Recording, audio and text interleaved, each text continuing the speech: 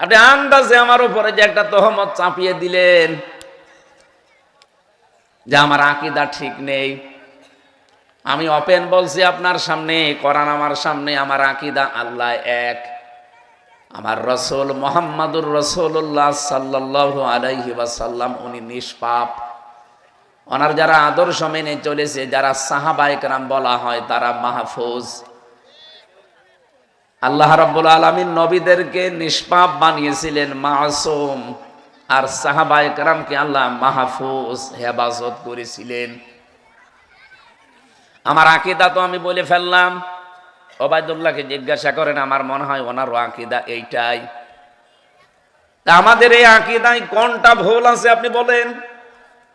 আপনি যে চাপিয়ে একটা জিনিস আমাকে দিয়ে ঠেলে ঠেলে দিতে চান যে না তুই এই দলের, অথচ আমি ওই দলের না, এই তহমতটা দিয়ে দিয়ে জাতি থেকে আমাকে আলাদা করে দিয়েছেন। আপনার আকীদা যতদিন পর্যন্ত এর বিপরীত না হবে ততদিন আপনার মরণ হবে না।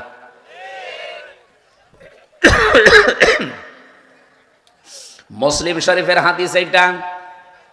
যার উপরে আপনি কোনো অপরাধ চাপিয়ে দেবেন, ওটা যদি লোকটা সত্যি না করে থাকে, আল্লাহর কসম আপনাকে দিয়ে আল্লাহ এই অপরাধ দুনিয়ার এই জীবনে করাবে, আপনাকে এরকম বেইজ্জতি করবে, এরপরে আপনার কাছে আজরাইল আসবে। আমি তো সবচাইতে শঙ্কিত এই অবস্থাটা নিয়ে, এই পয়েন্টটার উপরে।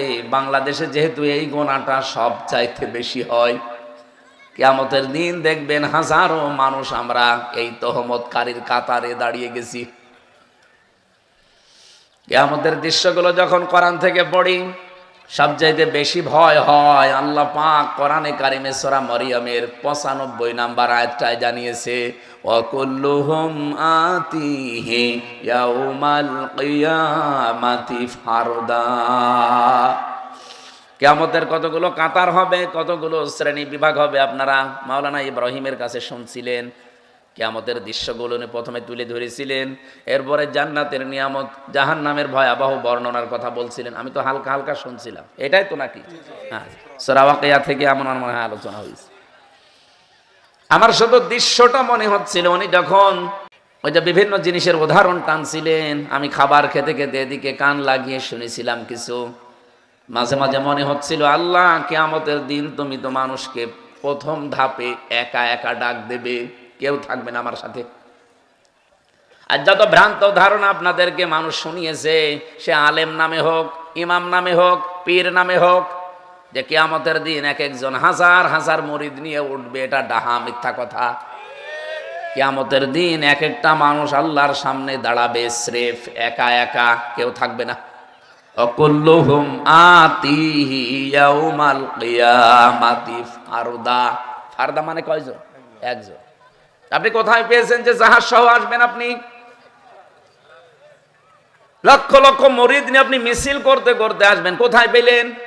কোরআনের সাথে তো মিলছে না। সুতরাং এই কথা যারা ছড়িয়েছেন, কি দিয়ে ছড়ালেন বা কাকে খুশি করার জন্য, কোন ব্যবসার কারণে ছড়িয়েছেন আমি জানি না। অবশ্যই আপনার কোনো উদ্দেশ্য আছে। আপনি মনে করেছেন আমার বাবার কেরামতি বর্ণনা করলেই মনে হয় মানুষ আমার দলে দলে পেছনে আসবে। মিথ্যার উপরে টিকে থাকা যায় না। আহ্বান জানাবো, সত্যটা তুলে ধরা লাগবে। কিয়ামতের দিন প্রতিটি মানুষকে আল্লাহ ডাকবে কয়জন করে? আরো জোরে।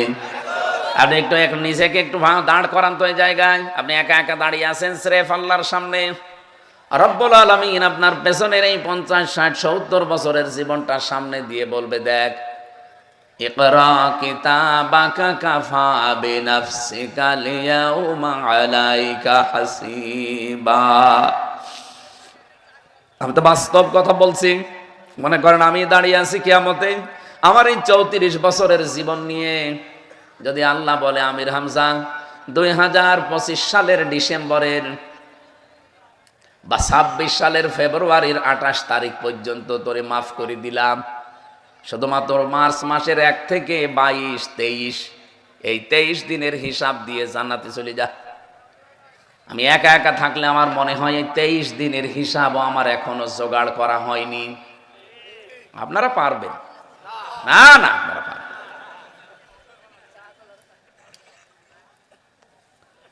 আপনারা কি খেলা মনে করছেন এটা, যে ঘোষ ঘাস দিয়ে এদিক ওদিক করে আমি কেটে চলে আসবো?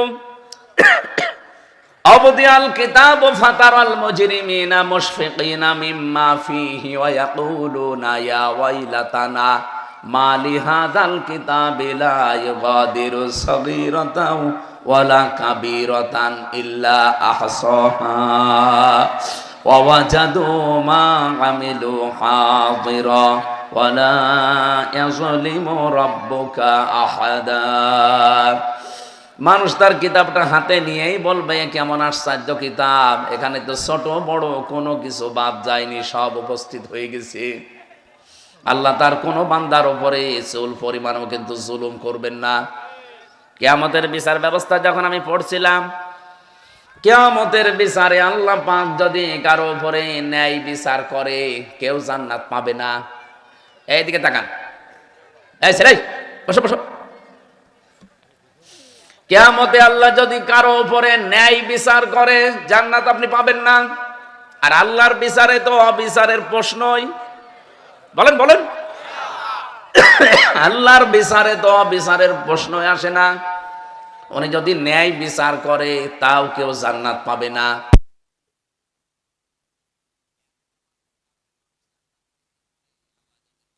না করে মাফ করে দেয়। আল্লাহর বিচারে কোনো অবিচার নেই, আমরা সবাই এটা মানি এবং বিশ্বাসও করি। 2 নম্বরে আল্লাহ যদি ন্যায় বিচার করে কেউ বাঁচতে পারবেন না, এক গ্লাস পানির হিসাবও দেওয়া সম্ভব না। উনি যদি ন্যায় বিচারও করে বলে হামজা তোর কোনো কিছুর হিসাব লাগবে না, শুধু পানির হিসাবটা দিয়ে যা, সম্ভব না। এই জন্যে বলছি ন্যায় বিচার করলে বাঁচা যাবে না। বাঁচা যাবে কোন সময়? আল্লাহ রাব্বুল আলামিন যদি হামজাকে দয়া করে রহমত করে বিচার না করে মাফ করে দেয়। আয়াতের তাফসিরে আছে, এটা হাদিসে কুদসি, কিয়ামতের দিন কোন মানুষকে যদি আল্লাহ দয়া করে ওই যে মাফ করে দিতে চায়, 3 নাম্বার যে স্টেপ, তাকে আল্লাহ ময়দানে মাহশার থেকে আলাদা করে নেবে। ওবাইদুল্লাহ কায়সারকে বলবে যে এদিকে আয়, চারিদিকে পর্দা দিয়ে ঘিরে দেবে। ওনার সামনে এই বিষয়টা তুলে ধরবে যে 50 বছর বয়সে এই করেছিলি, মাথা নিচু করে চোখের পানি ফেলে সবগুলো স্বীকার করবে, কারণ সবের ভেতরে হাজির আছে। এমন কোন কথা নেই আল্লাহ বলেন যেগুলো আমি হাজির করি নাই। ওয়াজাদু মা আমিলু হাদিরা, সব হাজির হয়ে আছে। দৃশ্যগুলো দেখার পরে চোখের পানি ফেলে বলবে রব্বুল আলামিন আমি সব স্বীকার করছি, আমার কোনো পুঁজি আর নেই, একটাই পুঁজি আছে, তুমি আমারে মাফ করে দাও। নবীজি বলেন আল্লাহ পাক এই ওবাইদুল্লাহর দিকে তাকিয়ে, ওর চোখের পানি আর কাকতি মিনতির দিকে তাকিয়ে, নিজের রহমতের দরিয়ার দিকে তাকিয়ে বলবে যা গোপনে মাফ করে দিলাম, কাউকে কিছু বলবি না, জান্নাতে চলে যা।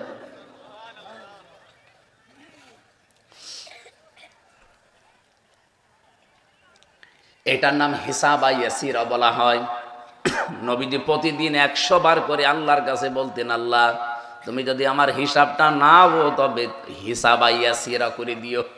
সাহাবায়ে কেরাম বলেছিলেন হে নবী হিসাব ইয়াসিরা কাকে বলে? নবীজি তখন এই ব্যাখ্যাটা বললেন, যদি আল্লাহ কাউকে মাফ করতে চান তাকে আলাদা পর্দা দিয়ে ঘিরে তাকে এইভাবে মাফ করে দেবেন। আর নড়াইলবাসী যেহেতু কিয়ামতে স্রেফ একা একা ওঠা লাগবে, কেউ আপনার সাথে যাবে না, কেউ আপনার সাথে দাঁড়াবেও না, এটা বিচারের প্রথম স্টেপ, ধাপ। দ্বিতীয় ধাপে আর আপনি আর একা উঠবেন না। ইয়াউমা নাদউ কুল্লা উনাসিম বিইমামিহিম, সূরা বানী ইসরাঈলের ৭১ নম্বর আয়াতের প্রথম অংশে আছে, ১৫ নম্বর পারার ৮ নম্বর পৃষ্ঠার ৩ নম্বর লাইনে আছে। আল্লাহ রাব্বুল আলামিন বলেন কিয়ামতের দ্বিতীয় ধাপে এবার আমি আর একা ডাক দেব না, প্রতিটি মানুষকে ডাক দেব তার নেতার সাথে। কার সাথে? আগে নেতা, এরপরে কর্মী।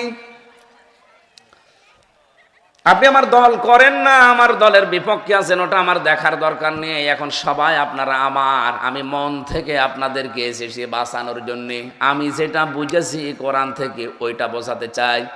আমার এই চোখ দিয়ে কোরআনের আয়াত পড়ার ব্যাখ্যা পড়ার পরে বুঝে ফেলেছি বাংলাদেশে বহু মানুষ নেতার কারণে ধরা খাবে।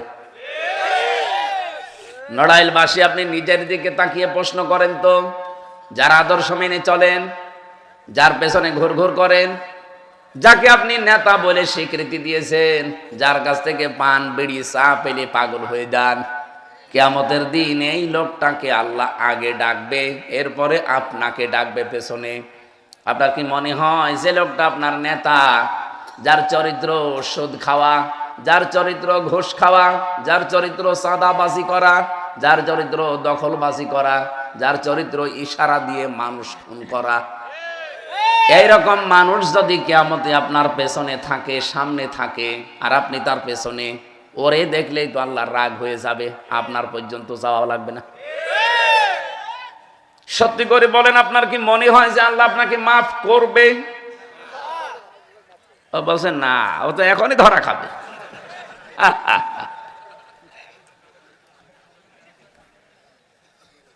শুধু না বলে শেষ করে দেবেন, পাল্টাবেন না। পাল্টাবেন তো শুধু সামিয়ানার নিচে, এখান থেকে মন আজাদ করে শেষ করে দিলে আগে যা ছিল তাই।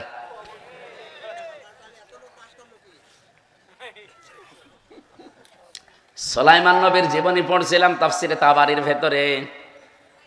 উনি জিনদেরকে একবার বলেছিলেন যে একটা মসজিদ তৈরি করো।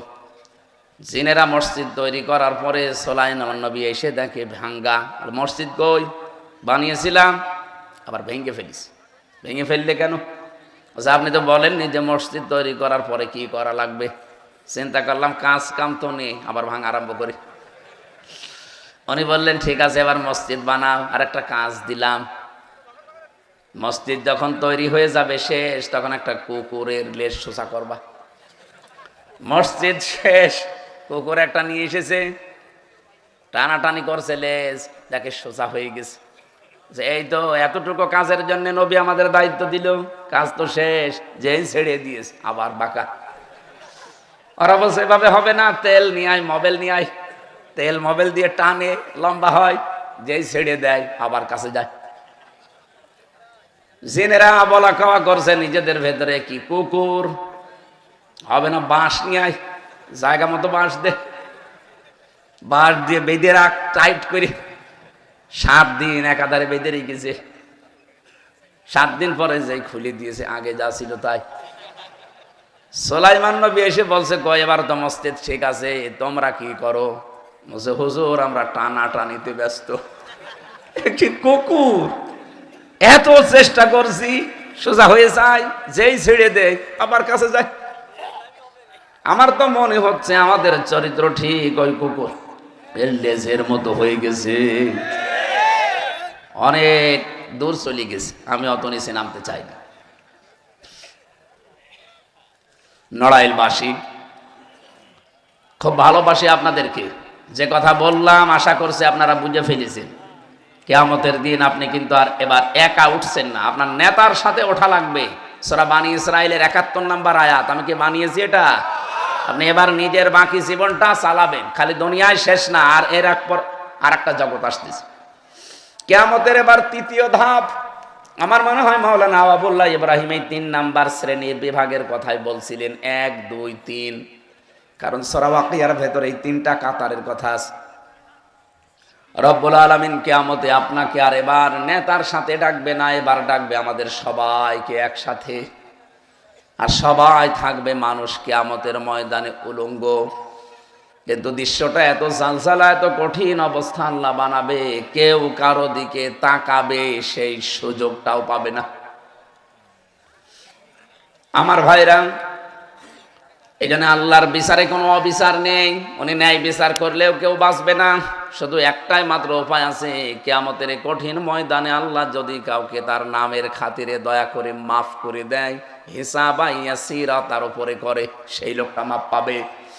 আমি যেন দুনিয়ার জীবনে এমন কিছু করে না যাই, এই গীবত করে, তহমত করে, অথবা বেপরদায় চলাফেরা করে। দুনিয়ার মানুষ হয়তো এখন আলেম মনে করে, ইমাম মনে করে, বক্তা মনে করে, পীর সাহেব মনে করে, বড় আলেম মনে করে কিছু বলছে না। আমি কিন্তু ধরা খেয়ে বসে আছি। হ্যাঁ, উনি শুধু চোর চেনে, ডাকাত চেনে, জেনাকার চেনে, ওনার পেছনে নামাজ পড়বে না। আরে আপনার ইমাম যে তহমত করে, আপনার ইমাম যে গেবত করে, ও যে পর্দা ফরজ যেটা মানে না, তো ওর পেছনে নামাজ হয় কি করে? আমার কথা যদি না বোঝার ভান করে থাকেন, আমি কিন্তু আবার রিপিট করব,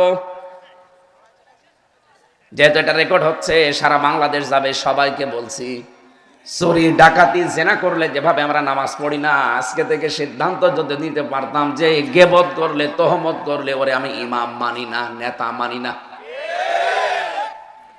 বাংলাদেশে অনেক ইমাম, অনেক নেতা পাল্টিয়ে যেত, অনেক পীরও পরিবর্তন হয়ে যেত, কারণ তার কাছে কেউ মুরিদ হবে না, ও গেবত করে, ও তহমত দেয়।